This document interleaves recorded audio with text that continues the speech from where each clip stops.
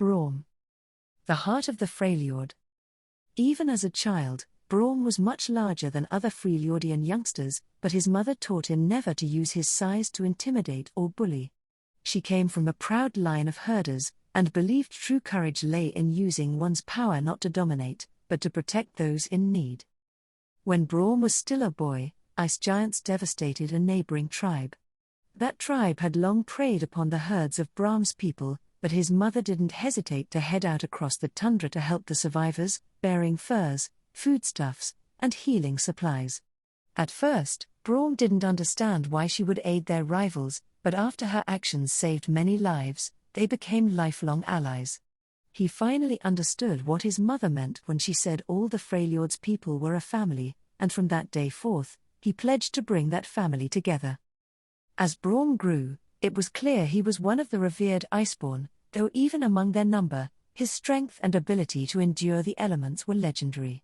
He became a local hero, rescuing children who had slipped into icy ravines, saving travelers stranded in blizzards, and protecting families from ravaging wild claws.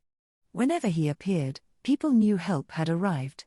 He was a figure of hope, known for his liveliness and laughter, and the easy way he made friends. Eventually, Braum realized he was needed beyond the valleys and tundra where he'd been raised. Bidding his mother a tearful farewell, he set out to travel the Freljord. Over the years, countless stories spread of Braum's mighty feats and good deeds. While most had at least a kernel of truth, they grew increasingly far-fetched and mythic, such as the legend of how he chopped down an entire forest in a single night using only his bare hands, or how during a volcanic eruption, he saved an isolated farmstead by picking it up and carrying it to higher ground. A more recent tale spoke of how Braum found his immense ram-headed shield.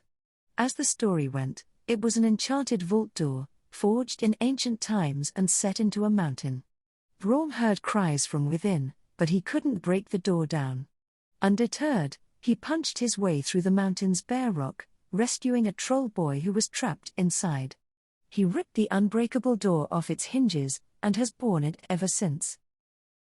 As with many legends about him, Braum laughed uproariously when he first heard this particular tale, but far from refuting such stories, he embraces them. Why let the truth get in the way of inspiring others to acts of generosity and kindness?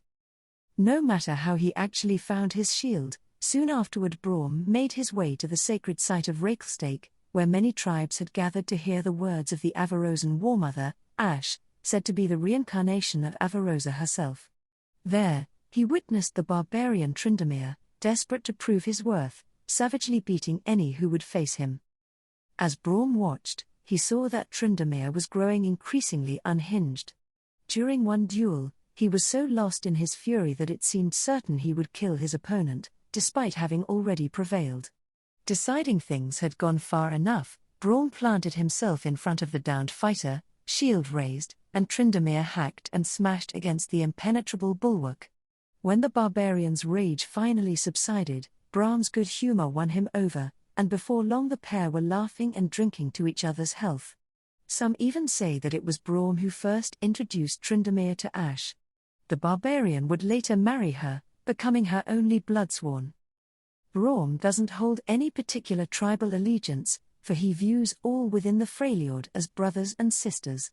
Even so, he sees in Ash someone who can end the centuries-old feuding among the Freljord's tribes, and the Avarosans have informally adopted him into their number. Braum's dream, as he often tells adoring children, is that someday the Freljord will be united in one big family. And then he can retire to become a humble Poro herder. Though Braum counts no one as his enemy, he has had a few run-ins with the Frostguard since he started carrying his shield. He doesn't understand why they have a grudge against him, nor why they seem so interested in what he now bears.